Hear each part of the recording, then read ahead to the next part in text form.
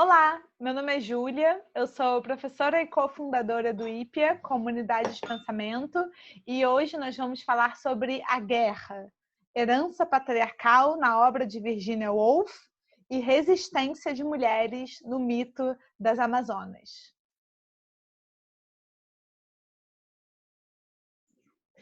Oi, meu nome é Viviana.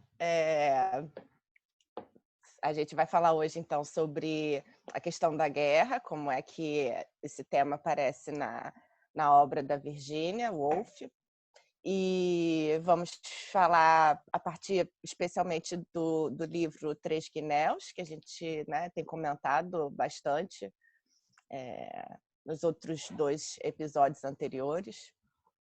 E como é um livro que apresenta teses muito originais, então nós temos, né, muitos assuntos para discutir, conversar sobre ele, né?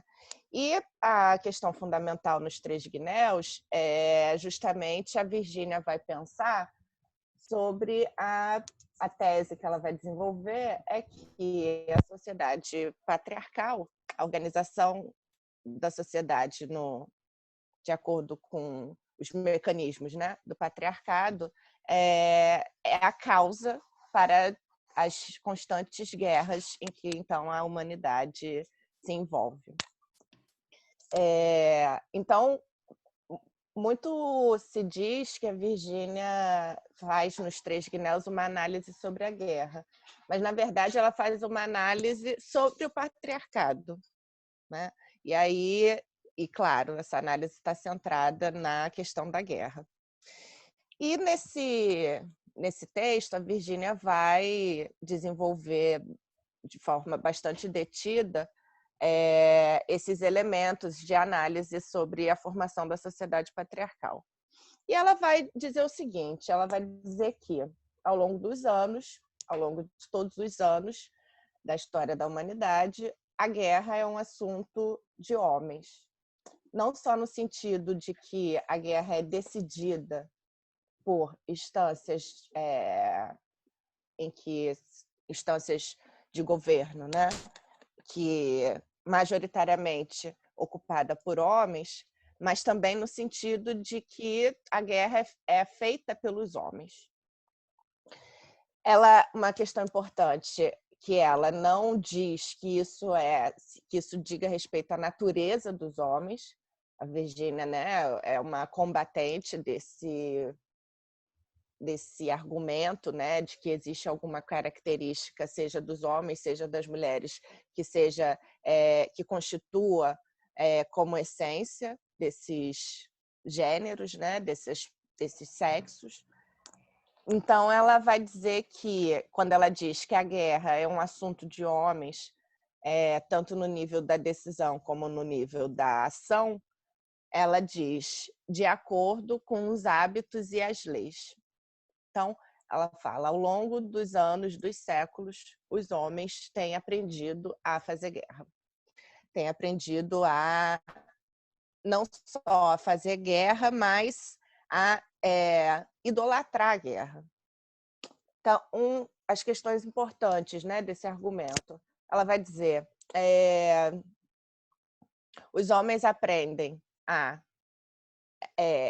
guerrear, né, em razão do hábito e das leis, mas não só isso. Os homens aprendem a guerra na sociedade patriarcal, ela se constitui como um valor. Então, ela vai dizer, né, o que envolve a guerra, quais são esses hábitos que envolvem a guerra que façam com que a guerra seja uma atividade, né, em que, não raro, ela vai ser desejada pelos povos, né? E aí ela vai fazer uma longa análise sobre todos os rituais que envolvem a guerra. Então, ela vai falar, por exemplo, as honras. As honras é um tipo de valor, né, entranhado, que vai ser entranhado socialmente, justamente a partir dos jogos de guerra. Então, a honra ela vai ser constituída nesse lugar, né, do heroísmo, da morte, da morte pela pátria, né? Então, e o patriotismo. Quando ela diz, né, o que aglutina, né, o que reúne esses valores e faz com que esses valores sejam desejados é justamente esse elemento do patriotismo. Então, em nome da pátria, se mata e se morre, né? Em nome da pátria, essa paixão, né, que é desenvolvida pela sociedade, né, no seio da sociedade ocidental, essa paixão pela pátria ou por um nacionalismo, esse afeto, né, no que diz respeito à defesa de um território, de um povo e etc. Então, ela vai fazer nos Três Guinéus, a maior parte do livro é justamente ela fazendo a análise desses valores, da forma como esses valores vão sendo entranhados socialmente e a forma como esses valores, ao longo dos séculos, eles só foram se aprofundando, né? Se eles não entram em xeque, né? Não entra em xeque o que é o patriotismo, o que significa o patriotismo. E o importante, né? E até o que também diz respeito à sagacidade do pensamento da Virginia Woolf, é que essas questões já apareciam para ela desde muito cedo, né? Como a gente também um outro texto aqui que a gente também já comentou, o conto Uma Sociedade, que é de 1920. Ela já está fazendo chacota, né, com a questão da honra, no episódio que eles contam, né, sobre a invasão, né, o trote, né, que eles pegaram na Marinha Britânica e como castigo, né, os envolvidos levaram palmadinhas no bumbum. Então ela fala, é assim que se restitui. O que é a honra da Inglaterra? Que tipo de coisa, né, que se restitui com 5 palmadinhas no bumbum? E ela faz ela faz essas apresentações de uma forma muito irônica, né, de acordo com o estilo literário dela.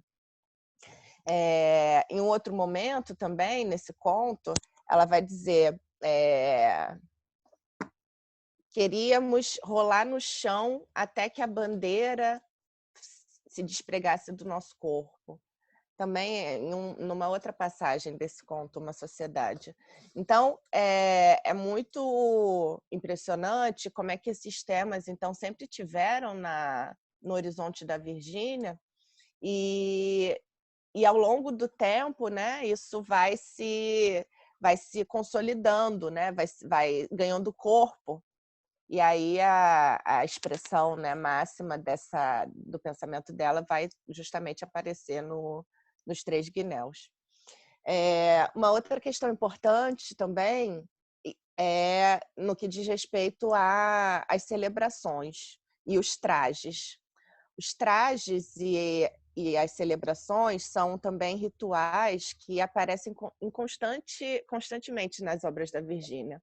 Então, a gente vai ver, por exemplo, em Um Teto Todo Seu, que ela vai fazer uma análise, né? Ainda que não tão demorada como aparece nos Três Guinéus, mas ela vai falar sobre os hábitos, né? Que hábitos, como é que os hábitos que envolvem, né, os homens e os hábitos relativos às mulheres. Aí ela vai falar sobre a comida, né? A comida que cada um, a distinção da comida de cada um.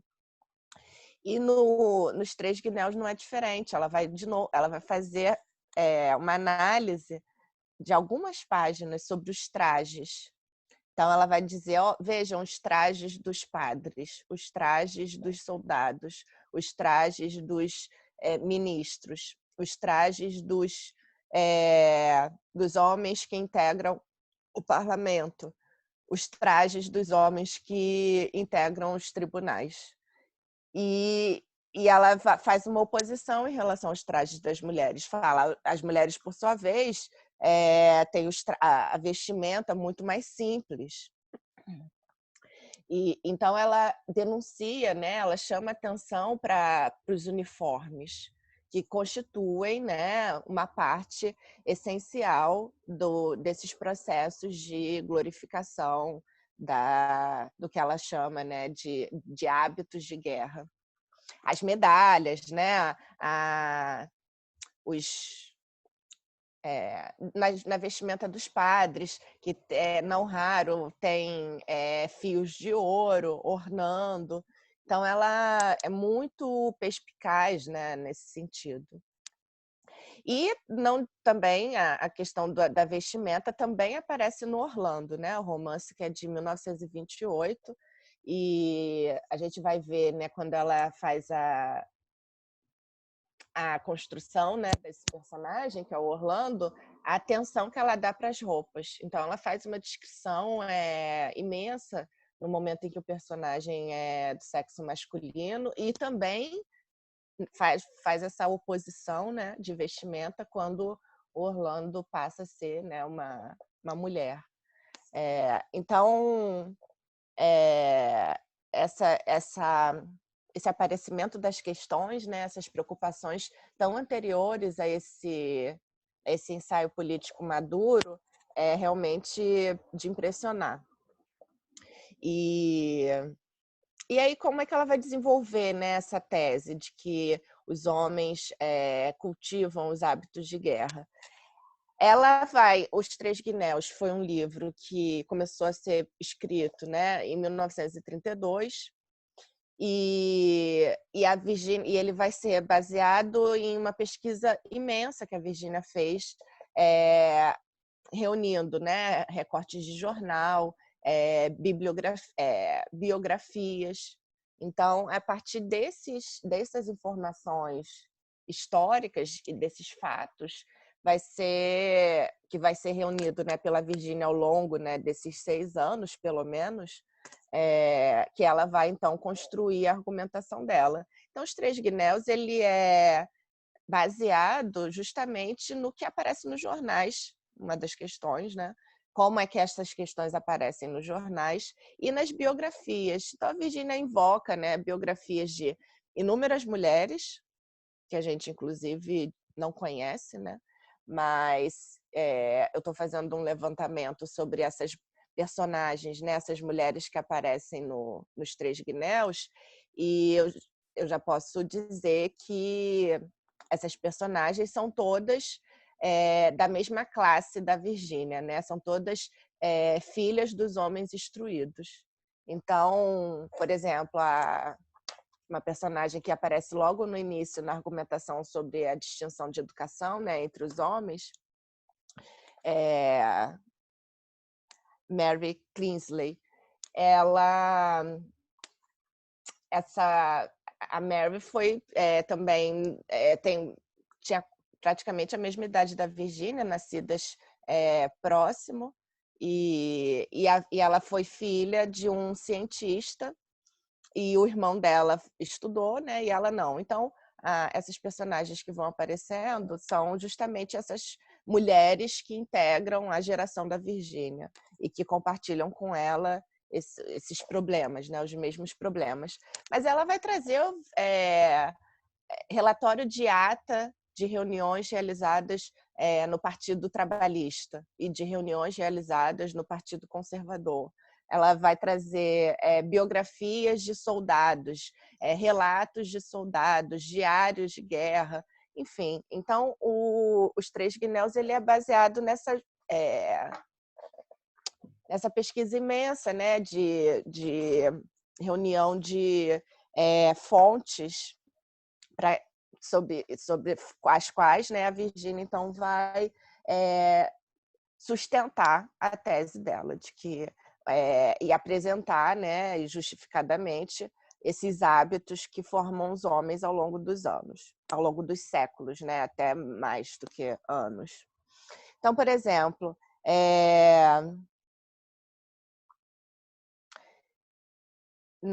nos Três Guinéus, ela diz assim,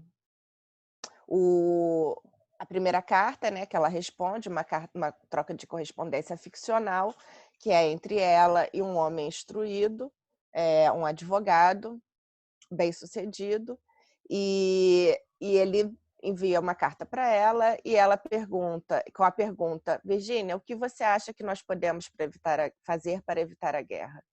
E aí ela diz: bom, em primeiro lugar, a gente tem que deixar aqui registrado que nunca um homem se dirigiu a uma mulher para perguntar o que podemos fazer para evitar a guerra. Então, essa carta tem que ficar registrada na história da correspondência humana. Essa referência, né, não é à toa que a Virgínia faz essa... Que ela começa Os Três Guinéus, que é um livro, então, que ela vai fazer uma análise sobre a situação do momento que ela passa, né, que é o Entre Guerras. Não é à toa que a Virgínia começa assim, porque em 1932, o mesmo ano, né, inclusive, que ela começa a fazer a pesquisa dela, a ONU se instaura na ONU. Na época ainda era a Liga das Nações Unidas. Se instaura na Liga das Nações Unidas um instituto de cooperação internacional em que os estudiosos de diversas áreas do conhecimento, das ciências, das artes, da filosofia e etc., vão trocar correspondências e que o assunto vai ser justamente esse: o que podemos fazer para evitar a guerra. E uma dessas trocas, né, mais famosas de correspondências foi entre o Freud e o Einstein, em 1932, e foi publicado, saiu como um livro em 1933. E a Virgínia, a editora da Virgínia e do Leonard, publicavam Freud. Então, certamente, ela estava a par dessa discussão. E eu até já fiz uma pesquisa um pouco mais aprofundada sobre esse instituto, só que eu tenho muito pouca coisa disponível de documento, porque eu queria investigar se havia mulheres, né, envolvidas nesse projeto, se existia alguma troca de correspondências entre mulheres, e também saber, né, fazer um mapeamento, quem eram essas pessoas, quem participou. Mas, infelizmente, quase não temos, pelo menos daqui, né, do Brasil, acesso a isso, a esse histórico, a esse arquivo. E o que ficou para a história foi justamente essa famosa troca de cartas entre o Freud e o Einstein. Então a Virgínia já começa assim, né? O propósito dos Três Guinéus já começa dessa forma, né? E aí, sendo uma mulher excluída, né? Estando nesse lugar da exclusão, o que a Virgínia faz? Bem, não me convidaram, mas eu vou aqui fazer a minha própria troca de correspondências e vou dizer o que eu penso que podemos fazer para evitar a guerra. Então ela cria, né, essa troca ficcional, e aí esse homem instruído, ele vai perguntar para ela, ele vai dar sugestões, ele vai dizer assim: bem, Virgínia, eu acho que vocês, mulheres, né, vocês podem realizar 3 ações contra a guerra. Uma delas é ingressar em órgãos, em organizações que lutem, né, que desenvolvam trabalhos contra a guerra, que desenvolvam campanhas e atividades antibélicas. Ou você pode escrever para os jornais, porque, bom, inclusive você já faz isso, você já escreve para os jornais, ou você pode fazer uma doação, justamente, para organizações que estejam empenhadas em evitar a guerra. E aí a Virgínia vai dizer assim: olha, as suas 3 sugestões, elas são até muito simpáticas, mas vamos lá. Em relação a escrever nos jornais, é verdade, né?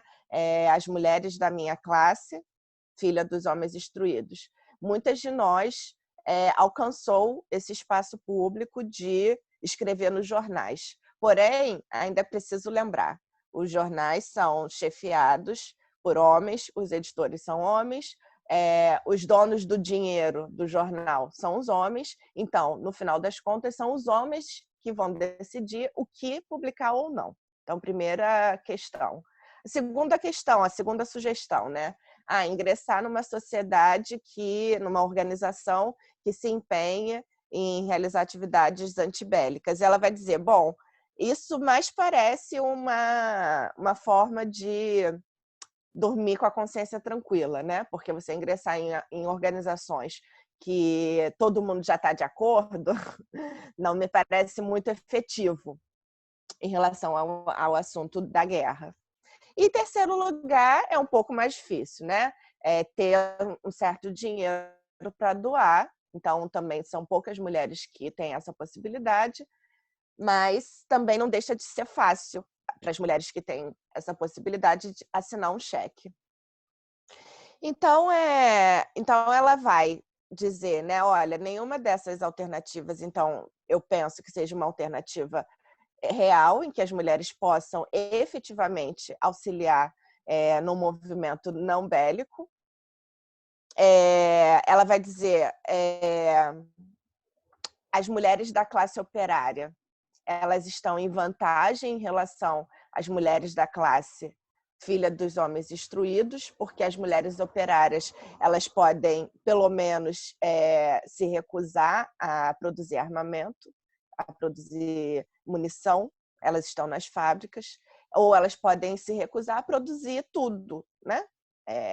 No momento de guerra, a produção fica controlada e dominada pelas mulheres. Então, a Virginia vai falar, as mulheres, então, operárias têm condições melhores do que, de novo, né, mais um lugar de favorecimento, né, que a Virginia vê as mulheres da classe operária. Favorecimento no sentido de mais possibilidades de luta, né? Elas podem simplesmente se recusar à produção. Mas nós, filhas dos homens instruídos, temos, então, recursos reduzidos nessa questão, porque não estamos nas fábricas, assim como também não estamos em todos os lugares decisórios. Não ocupamos o parlamento, não ocupamos os tribunais, não ocupamos a cadeira da presidência, não ocupamos a Bolsa de Valores. A Bolsa de Valores, até 1973, as mulheres eram impedidas de operar na Bolsa de Valores de Londres. Foi a última lei discriminatória em razão do sexo que caiu na Inglaterra, só em 1973. Só em 1919 as mulheres puderam ter acesso ao serviço, puderam ser advogadas, né? A ordem dos advogados da Inglaterra não admitia mulheres. Então, só em 1919 que elas passaram a ser admitidas. Assim como só em 1919 as mulheres também poderão ser servidoras públicas. Então, a Virginia vai dizer, olha, veja só, né? Estamos apartadas de todos os lugares de decisão, nem nos púlpitos, né? Podemos falar. Os púlpitos religiosos são ocupados por homens, também em posições que se nega o discurso da mulher. Então, veja bem, meu caro, parece que a gente pode muito pouco contra a guerra, né? Então, a gente, mulher, né? Nós, mulheres. Então, ela vai dizer, no início dos Três Guinéus, ela vai dizer assim, o casamento, a única profissão importante, acessível à nossa classe, desde o começo dos tempos até o ano de 1919. O casamento, a arte de escolher o ser humano com o qual se vai viver a vida, deve ter nos ensinado a desenvolver alguma habilidade nisso. Mas aqui, novamente, outra dificuldade se nos apresenta, pois, embora muitos instintos sejam tidos em maior ou menor grau como comuns a ambos os sexos, guerrear tem sido, desde sempre, hábito do homem, não da mulher. As leis e a prática desenvolveram essa diferença, seja ela inata ou acidental. Raramente, no curso da história, um ser humano foi abatido pelo rifle de uma mulher. As mulheres também eram impedidas de caçar na Inglaterra. Os pássaros e os animais foram e são, em sua grande maioria, mortos por vocês, não por nós. E é difícil julgar aquilo de que não fazemos parte. Mais para frente um pouco, ela vai dizer o seguinte,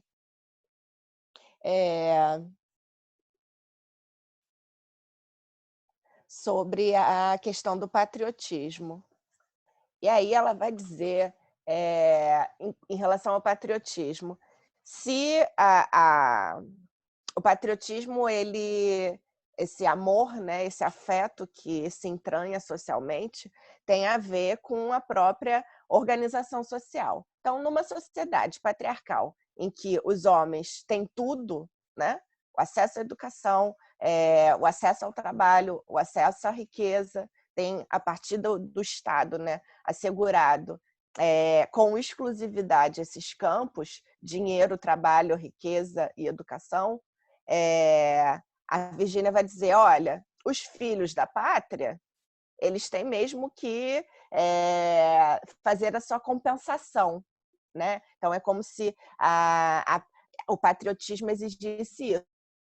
Olha, demos tudo a vocês e agora vocês, de forma compensatória, precisam morrer em nome disso, que chamamos de pátria e de patriotismo. E aí a Virgínia falou, bem, não é essa a situação das mulheres, né? Então, a Inglaterra, em relação às mulheres, ela as mulheres em relação à Inglaterra, elas são enteadas da Inglaterra. Elas não são filhas da Inglaterra. Então, ela vai dizer o seguinte sobre essa questão. Ela vai trazer algumas citações, né, de um jovem soldado e todo o seu ânimo de entrar em guerra e de, né, perder a vida, inclusive, se for necessário, em relação em guerra, num campo de batalha, em defesa da pátria. E ela vai dizer assim, a julgar por essas citações, é óbvio que o mesmo sexo sustenta opiniões diferentes sobre a mesma coisa. O mesmo sexo, no caso, os homens.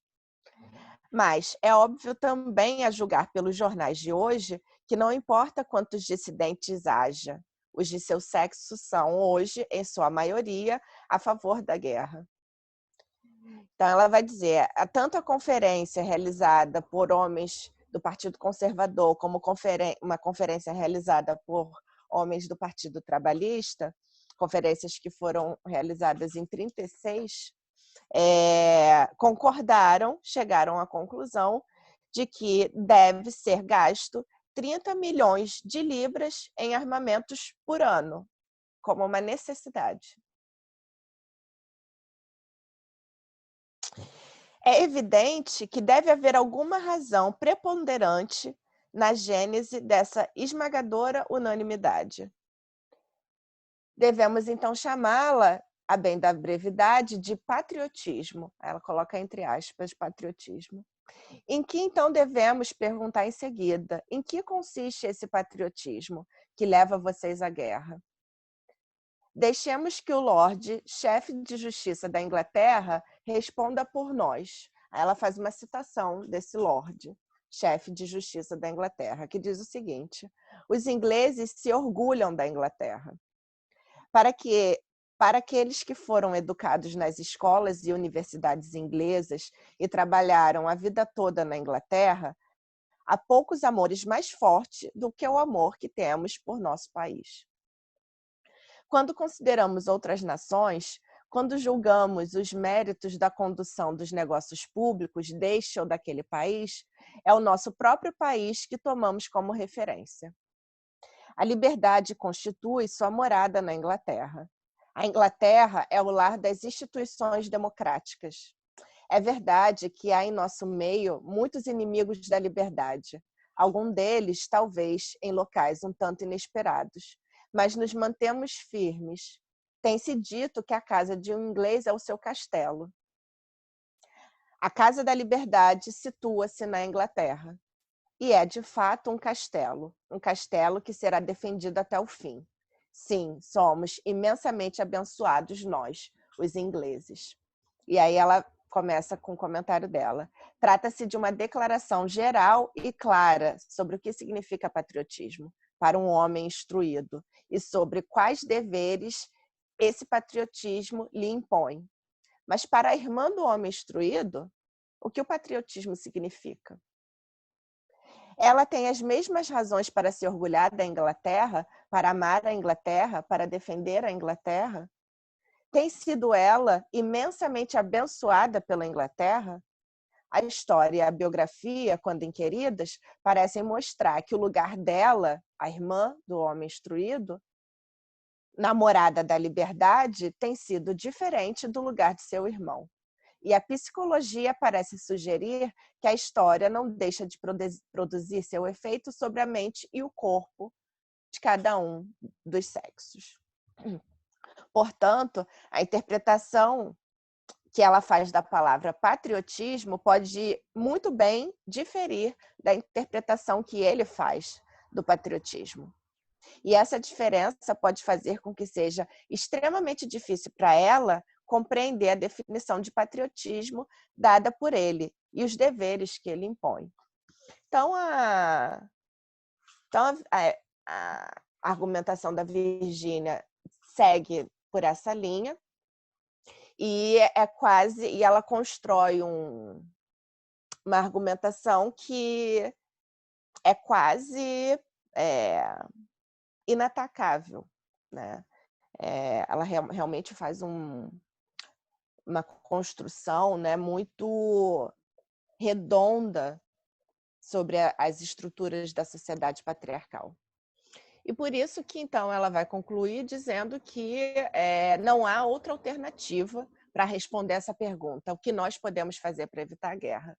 Não há outra alternativa senão produzir uma sociedade radicalmente diferente, radicalmente não patriarcal, porque, de acordo com o pensamento dela, todas as sociedades patriarcais se conduzem a si mesmas a guerras de 50 e 50 anos. Enquanto essa estrutura, então, patriarcal não for alterada, não vai haver solução pacífica para a humanidade. Então, eram essas questões que eu queria colocar aqui para a gente conversar, né?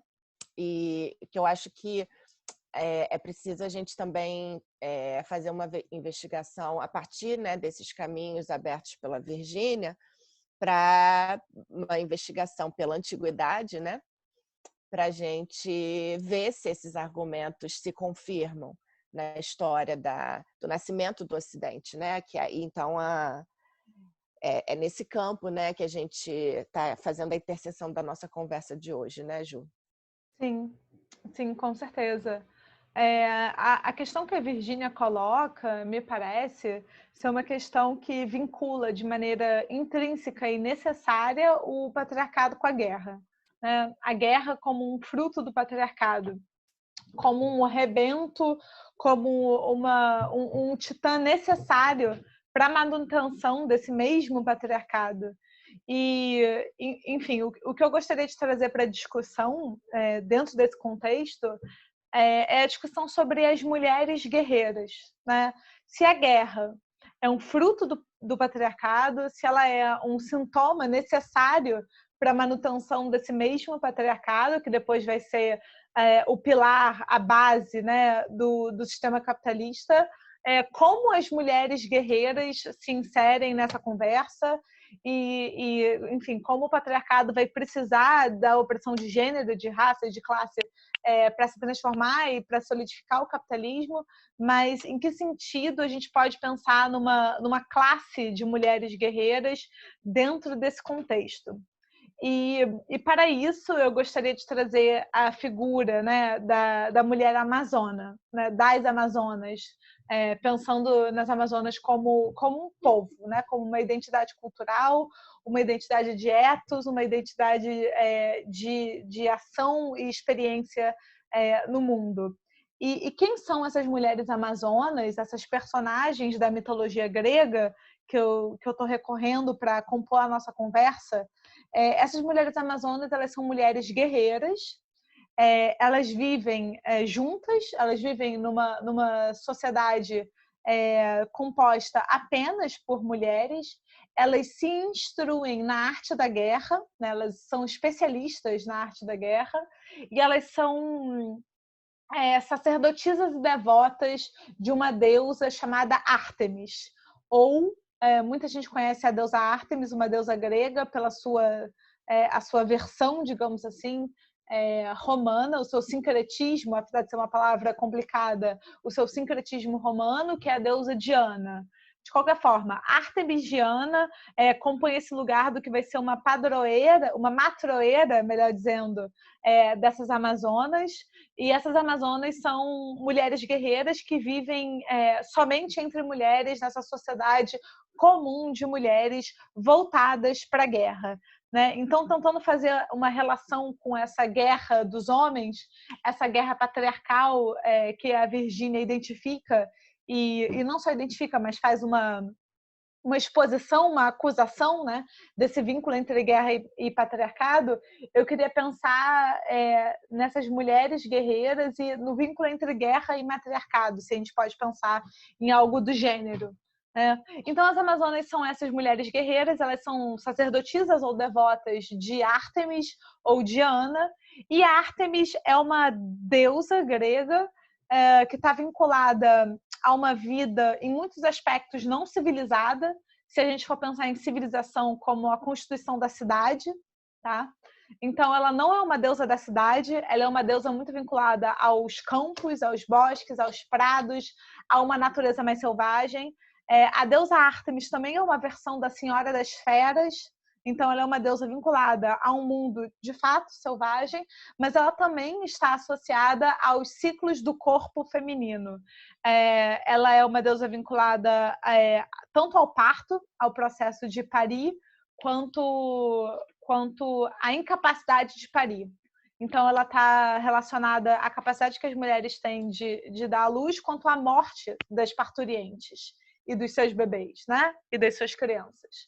Então, a deusa Ártemis é uma deusa não civilizada nesse sentido, ela não está vinculada à vida da cidade, ela é uma deusa das feras, dos animais, ela é a deusa também do arco e flecha, como seu irmão Apolo, ela está vinculada a uma capacidade de guerrear, mas não é uma guerra que se dá pela espada ou pelo confronto direto, é aquela guerra que se dá por esse instrumento que fere de longe, né? O arco e flecha é uma arma que fere de longe. E essa deusa, vinculada ao corpo da mulher, aos ciclos da mulher, às mulheres parturientes, a vitória das mulheres parturientes e a derrota dessas mulheres parturientes, a deusa Ártemis vai ser uma deusa de muita força e de muita violência, em muitos sentidos. De muita violência em muitos sentidos. E eu quero pensar as Amazonas, né, que são essas mulheres guerreiras, como parte desse processo. Um processo que, em alguns sentidos, é um processo civilizatório e um processo que, em outros sentidos, é um processo selvagem. As Amazonas, o próprio termo Amazona, ele é um termo disputado, existem várias discussões possíveis e várias genealogias possíveis e etimologias possíveis desse termo, mas uma versão que se tornou popular, ainda que a gente não tenha um elemento rigoroso, técnico, acadêmico em relação a ela, é a versão de que a Amazona significa mulheres com os seios amputados. O que isso significa? Disse, né, as lendas nos dizem que as Amazonas elas amputavam os próprios seios para que elas, através desse aperfeiçoamento, dessa aprimoração física, digamos assim, para que elas não tenham um elemento corpóreo que atrapalhe o exercício da guerra. Porque com os seios amputados, elas conseguem lançar a flecha no arco de uma maneira muito mais efetiva, né? Elas têm uma destreza no corpo que permite o exercício do arco e flecha de uma maneira mais efetiva. Um outro elemento interessante também de se reparar entre as Amazonas é que elas não criam os filhos homens. Elas, uma vez por ano, elas se relacionam com homens com o objetivo de procriação e de sobrevivência, né, da sua tribo, uma sobrevivência tribal, mas elas não criam os filhos homens, elas ou os devolvem aos pais, ou à pátria dos pais, ou elas os expõem à natureza, né, para que a natureza se encarregue da eliminação dessas crianças, ou elas matam esses filhos. Mas os filhos homens não são criados entre as Amazonas, e as Amazonas criam apenas as meninas, né, as filhas mulheres, o que é uma grande contraparte à maioria das culturas do nosso mundo, que matam as meninas mulheres, matam as crianças, as bebês do sexo feminino e criam os homens. As Amazonas, pelo contrário, elas criam as mulheres e elas vão educar essas mulheres na arte da guerra. Mas é importante a gente falar que essa arte da guerra pela qual as Amazonas fazem frente e lutam e criam, né, e resistem e se compõem enquanto uma unidade, enquanto uma comunidade de mulheres, não é a mesma arte da guerra dos homens. É uma guerra essencialmente diferente, né? Enquanto que os homens cultivam a guerra como um valor, e não só um valor, né? É um valor do herói, é um valor guerreiro, mas principalmente é um valor conquistador. E eu acho que o elemento da conquista e da constituição de império, que tem a ver com o acúmulo de bens, ele faz necessariamente essa tessitura do que vai ser a guerra do patriarcado. Enquanto que essa não é a guerra das mulheres amazonas. A guerra das mulheres amazonas é uma guerra que se dá no lugar de resistência. As mulheres amazonas, elas guerreiam para continuarem existindo. As mulheres amazonas guerreiam para educarem e criarem as suas filhas como mulheres livres, né? Livres o suficiente para participar desse agon, né? dessa luta guerreira.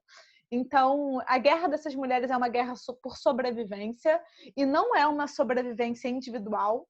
Não se trata aqui de uma sobrevivência particular de cada uma desse indivíduo que vai se configurar como uma mulher amazona, sacerdotisa ou devota de Ártemis.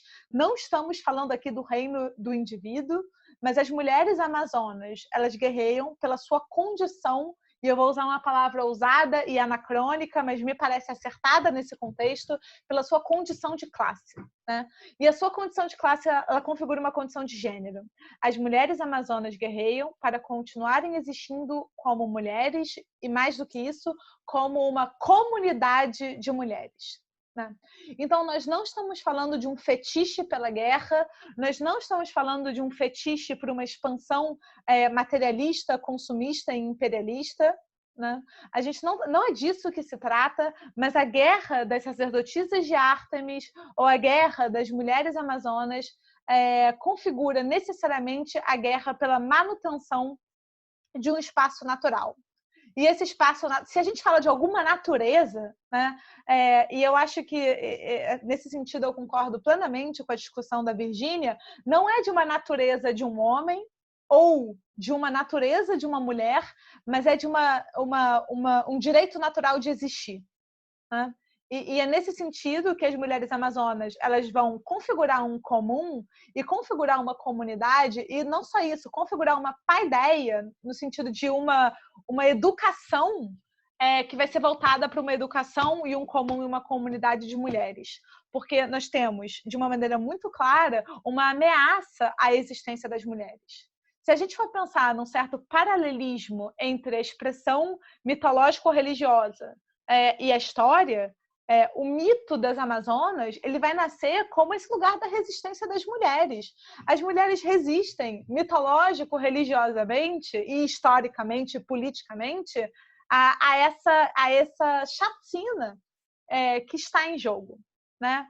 Porque a gente vê a manutenção da comunidade das mulheres amazonas e a necessidade das mulheres se envolverem com o ofício da guerra como essa manutenção da existência. E essa manutenção da existência, que é uma manutenção que se dá em gênero e em classe, nesse sentido, né? Se a gente, como a professora Viviana estuda, né? E como é importante falar que isso configura a pesquisa da professora Viviana, a gente está pensando aqui, então, nas mulheres, no gênero, como uma classe. E eu estou pegando emprestado esses termos da professora de maneira anacrônica, mas a gente precisa usar as ferramentas intelectuais que a gente tem para pensar o nosso processo de constituição histórica, né? Então, nós temos essas mulheres amazonas que vão se configurar como mulheres guerreiras nesse sentido, mas a guerra das mulheres amazonas é uma guerra de resistência e não uma guerra de acumulação imperialista capitalista. E quando a gente tem, finalmente, no fenômeno da religião clássica grega, a dominação dessas mulheres amazonas, que foi uma dominação que se deu com muito esforço, porque as mulheres não são submetidas e frágeis empiricamente e alongadamente na história, mas elas nós oferecemos diversos momentos de resistência e força e luta, né? Mas no momento em que as mulheres amazonas são subordinadas, elas vão ser subordinadas por duas figuras muito curiosas. E essas figuras são Hércules e Teseu. Hércules vai ser o herói dos heróis, né? O grande herói, que não à toa é o assassino da sua própria família, né? Vai matar a sua mulher e seus filhos, mas ele vai ser o herói dos heróis, coroado com a própria condição divina pelo seu pai, Zeus, o senhor do Olimpo, e ele vai, de alguma forma, se redimir do seu crime familiar e filial através de honras heróicas, né? Ele vai fazer conquistas heróicas, ele vai fazer a jornada do herói e ele vai fazer os 12 trabalhos de Hércules, muita gente já ouviu falar, e com esses 12 trabalhos de Hércules, ele vai se redimir pelo assassinato da sua família. Hércules vai ser um dos conquistadores das Amazonas. Aquiles vai ser outro conquistador das Amazonas, né? Aquiles vai derrotar em campo de batalha a rainha Pentesileia, que vai representar a defesa da cidade troiana frente à investida militar dos gregos. E, por último, nós temos o Teseu, que é o grande expoente e, de muitas formas, o consolidador da cidade de Atenas, né? Teseu vai ser rei de Atenas e ele vai sequestrar Antíope, ele vai sequestrar uma rainha amazona, né? Uma das grandes representantes entre as amazonas, ele vai sequestrá-la e vai fazer dessa rainha amazona a sua consorte, de maneira forçosa. Né? E eu queria me deter, eu acho que vale um episódio só para Hércules, um episódio só para Aquiles, mas hoje eu quero me deter na figura de Teseu, o rei de Atenas, porque o Teseu não é só o rei de Atenas, como ele vai ser, de certo modo, a figura responsável no imaginário religioso pela configuração da democracia ateniense. Então, ele não é só o rei de Atenas, mas ele é, de certa forma, o fundador da democracia, e ele é um dos grandes representantes do patriarcado. Né? E ele vai dominar, sequestrar, subjugar e, finalmente, assassinar uma mulher que foi uma rainha em direito próprio, autônoma entre as suas irmãs amazonas, posteriormente, sua consorte subjugada e depois vítima da sua violência, que é a Antíope. Né? A Antíope ela vai ser essa guerreira amazona que vai ser levada por Teseu e vai ser transformada não oficialmente na companheira, né? Ela não, de fato, ganha um status frente à cidade de Atenas, mas ela é mantida nas margens dessa relação. E Antíope, uma versão vai contar que Antíope se apaixona por Teseu, né? E ela corrobora com essa união. E a outra versão vai nos contar que Antíope é levada à força, contra a vontade, submetida violentamente ao domínio do rei e da estirpe ateniense. O que acontece? A irmã de Antíope, ela promove uma expedição guerreira para resgatar a sua irmã. Né? Então, quando Antíope é sequestrada ou levada por Teseu, a sua irmã ela vai reunir as Amazonas e vai falar: nós precisamos resgatar Antíope, nós precisamos salvá-la desse destino cruel e terrível de sequestro e subordinação político, moral, sexual, física, intelectual, a qual Antíope está submetida. E as Amazonas vão todas numa grande expedição, guerreira, acampar em Atenas e promover essa guerra contra o rei Teseu. E essa guerra, uma versão vai nos contar que dessa guerra, Antíope participou como aliada a Teseu, contra as suas irmãs e contra o seu comum, o seu povo, contra as mulheres amazonas. Aliada a Teseu, Antíope foi morta pela mão de uma das suas irmãs amazonas. E a outra versão vai nos contar que Antíope queria ser resgatada pelas suas irmãs, não foi, e depois foi assassinada pelo seu sequestrador, barra violentador, barra consorte, Teseu, rei de Atenas. Então, para mim é muito curioso como dois elementos ficam em evidência nessa lenda, nesse mito. O primeiro deles é o seguinte: sobre a resistência das mulheres e sobre a capacidade das mulheres de socorrerem umas às outras e criarem comum e criarem aliança e vejam bem, tomar o poder. A gente não está falando aqui de pedir o poder como mendigas.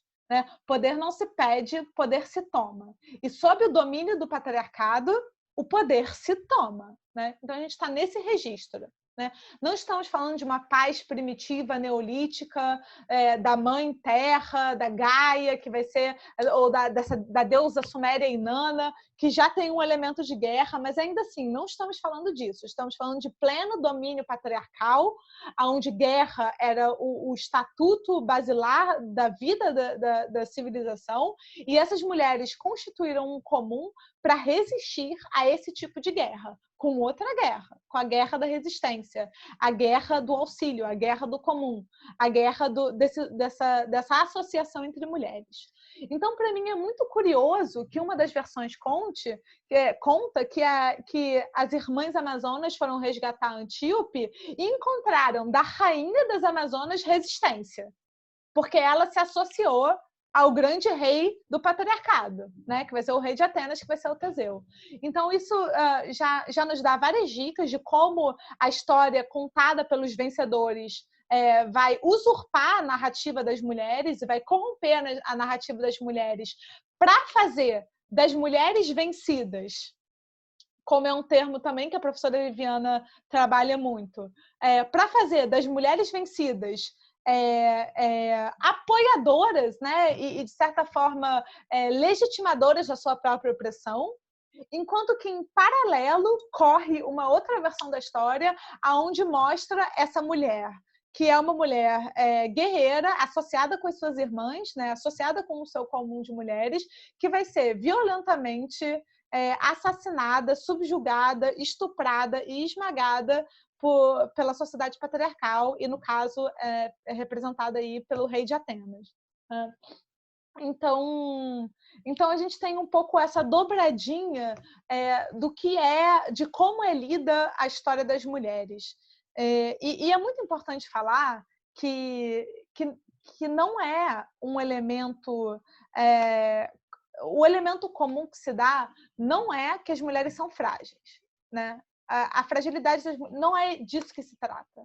A fragilidade das mulheres não é a função primordial, porque as Amazonas, pensando aqui nessa narrativa mítica grega, elas ofereceram resistência de novo e de novo e de novo por muito tempo, né? E elas conseguiram reter aquele comum criado entre mulheres. E essa resistência oferecida foi uma resistência guerreira, foi uma resistência de guerra. Não a mesma guerra dos homens, não a mesma guerra do patriarcado. Mas a história que se conta nunca é a história das Amazonas que resistiram, mas sim dos reis dóricos, atenienses, fítios, de um Aquiles, de um Hércules e de um Teseu que as dominaram.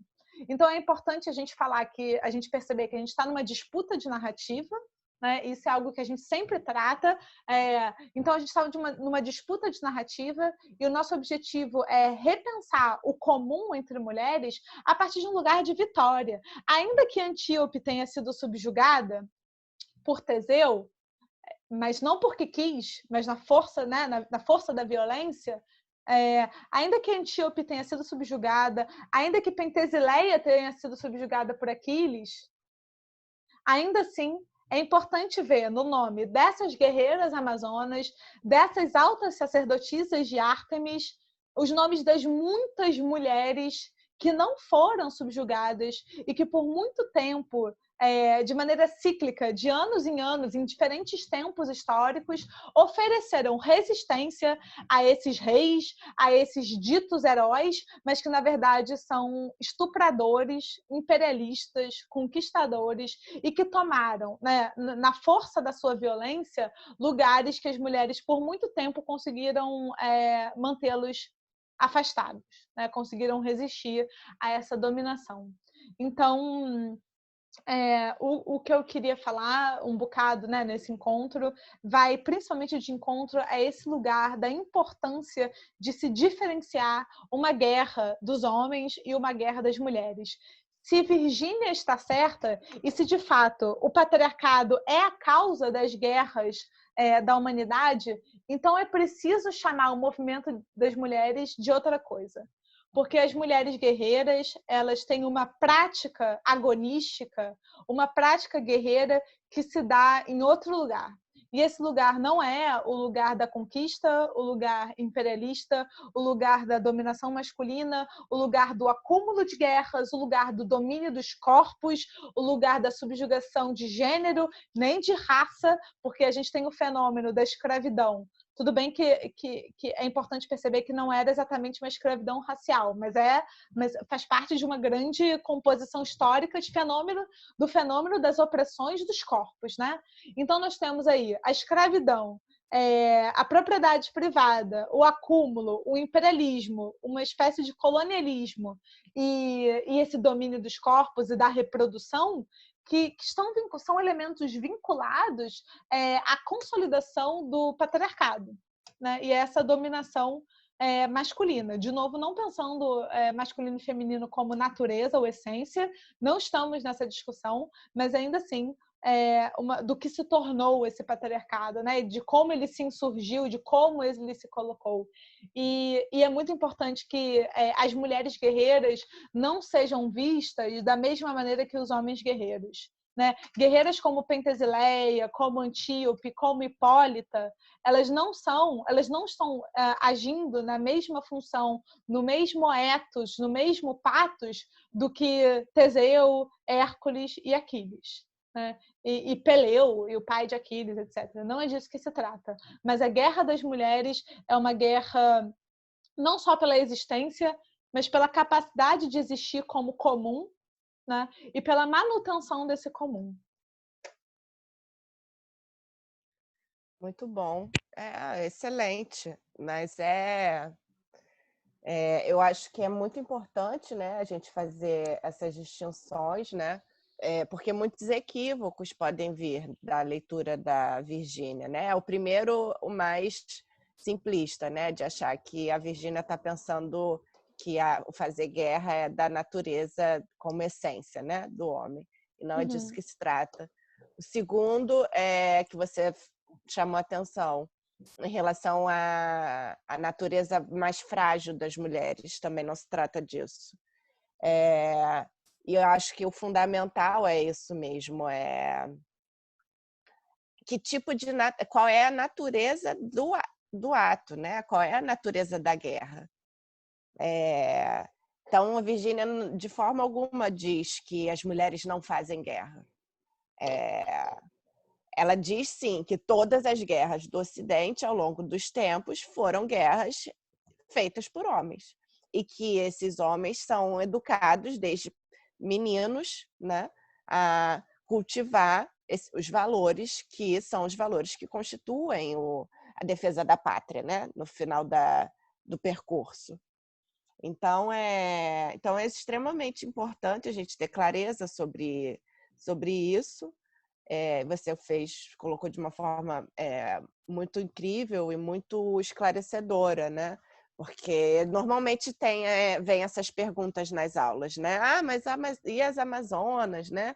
A Virgínia está então dizendo que as mulheres não podem, não querem, né? Enfim. E não é disso que se trata. Então, eu acho que tem muita coisa para a gente discutir sobre isso, né? Fazer uma análise mesmo das histórias da guerra, né? Fazer uma análise da Ilíada, ver, né, o retrato daqueles personagens, o que é o Aquiles, né? O Aquiles, o maior herói do Ocidente, né? de todos os tempos, o que ele é, né? Senão um homem com uma fúria, né, desmedida, animalesca, né? Um desejo de glória, Imortalidade, imortalidade, desejo de ser exatamente. lembrado, claro. Claro. Enquanto que E Pentesileia, né, que vai ser morta por Aquiles na Guerra de Troia, ela é uma protetora. Ela vai tomar parte dos troianos que estão sendo subjugados e atacados há 10 anos, né? Então, o afeto que move um herói como Aquiles e uma guerreira, heroína como Pentesileia é muito diferente. sim. Enquanto você estava falando, eu me lembrei também da Cassandra, né? Que ela quer avisar, ela avisa todo mundo que aquela guerra vai trazer a ruína, né, da cidade. E ela não é ouvida, né, por conta do feitiço, né, de Zeus como castigo.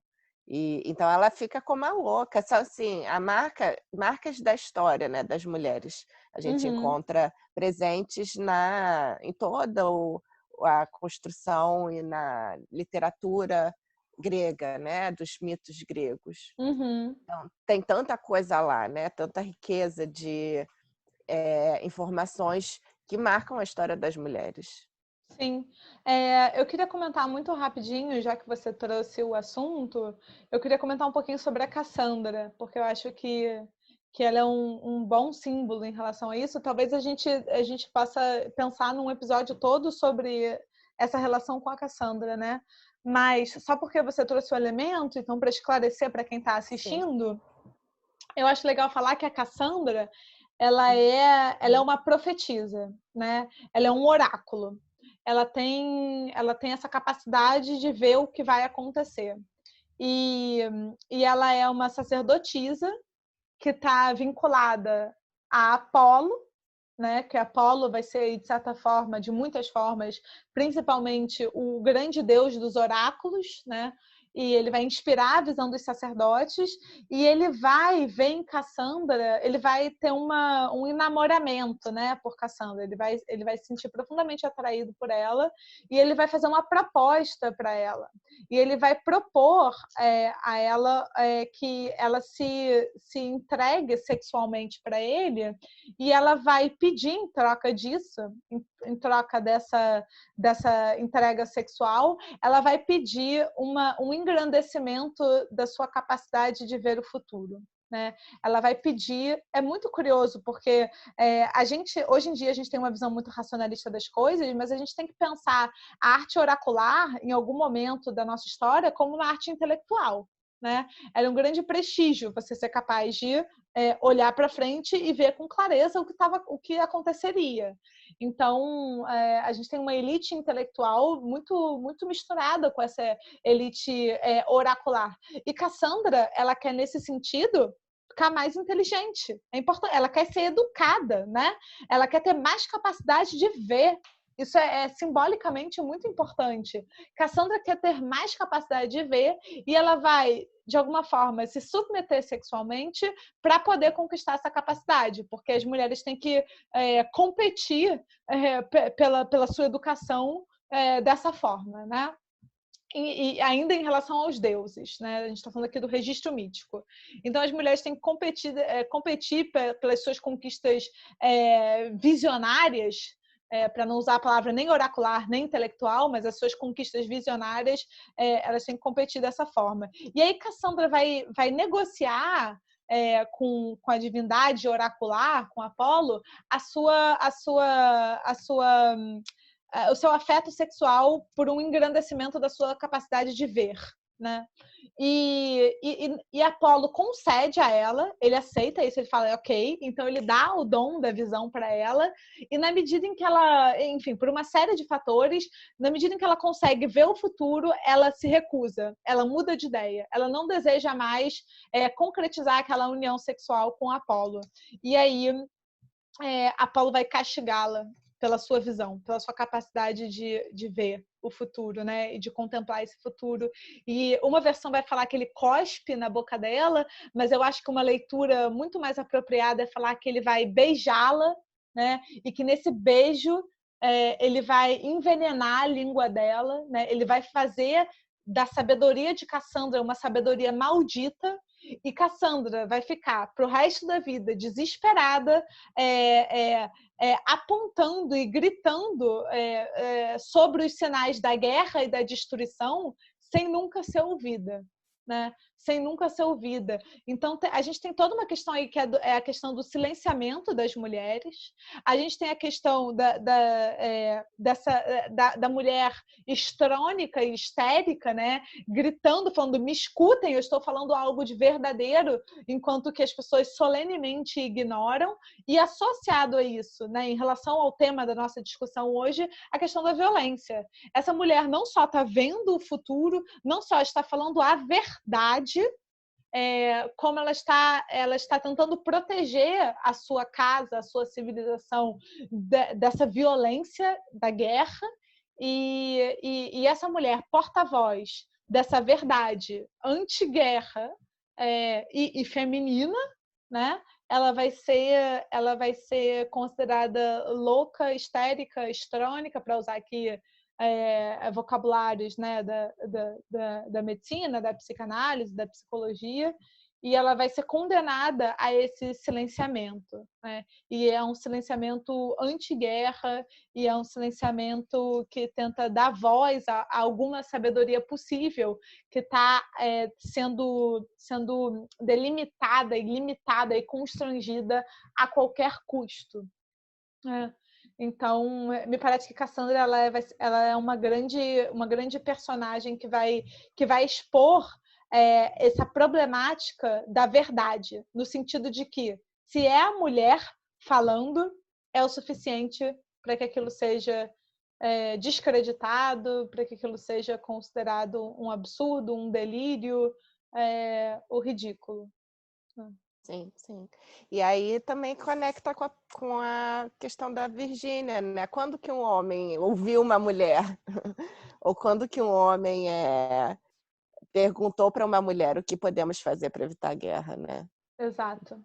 Exato. A gente se pergunta, né, o que nós estamos falando, a nossa luta ela é tão coerente, ela é tão razoável, na verdade ela é um mínimo, né? Ela é tão basilar, ela é tão básica, e a gente tem que gastar tanta saliva em relação a isso, e a gente pensa, nossa, Uhum. quando é um homem falando, parece até bobo, né? Parece até básico. O que falta para o feminismo? É um homem falar a mesma coisa do que nós estamos falando? Porque muitas vezes é essa sensação, né? É essa sensação de que se a voz é uma voz feminina, né? Se pensando aqui também no Democracia em Vertigem, né? Se nós somos as narradoras de um grande evento, nós estamos protagonizando um grande evento, o fato da voz ser uma voz de mulher e do corpo ser um corpo de mulher é o suficiente para que isso seja silenciado. Sim. E aí, pois, então a gente grita. Então a gente grita. É isso. Com certeza. Até nos ouvirem. Não importa o que aconteça. Até nos ouvirem. Não pararemos. Jamais. Jamais. Nem que a gente fique guerreiras como as Amazonas, histéricas como Cassandra, a gente vai falar o quantas vezes for possível e necessário e preciso. Sim. Terminamos, né? Acho que a gente já pode, né, se despedir. Isso aqui, com certeza, esse assunto não acaba aqui, né? Tem tanta coisa que a gente pode falar e mais, e pensar junto, né? Com essas mulheres e pensadoras e histórias tão importantes para a gente compreender o nosso hoje, né? E nos auxiliar na nossa organização de luta. Sim. Eu quero aproveitar, né, essa conversa, como a gente termina todos os episódios falando que, nossa, tinha tanta coisa mais para ser dita. Então, eu quero aproveitar para convidar quem está assistindo, que ainda não conhece os nossos grupos de estudos, os nossos cursos, as nossas atividades, para que nos procurem se tiverem desejo de continuar essas discussões conosco. E lembrar que todo domingo a gente posta um novo vídeo e esse vídeo vai trazer alguma discussão que tem nos movido e que é uma discussão que atravessa as nossas áreas de estudos. Então, a gente vai falar sobre mulheres na literatura, mulheres na mitologia, na política, na ciência, nas expressões religiosas, pensadoras, filósofas, enfim, questões que vão ser híbridas e atravessar essas áreas de conhecimento. E se você gostou, eu peço que você se inscreva no nosso canal e curta esse vídeo, isso nos ajuda muito. Pode E compartilhar. pode compartilhar, esse vídeo é público. Sim. E eu acho que a gente se vê então na semana que vem, domingo à noite, novamente. Continuaremos as Sim. nossas discussões. Isso. Um beijo, gente. Até domingo que vem. Até. Tchau, tchau.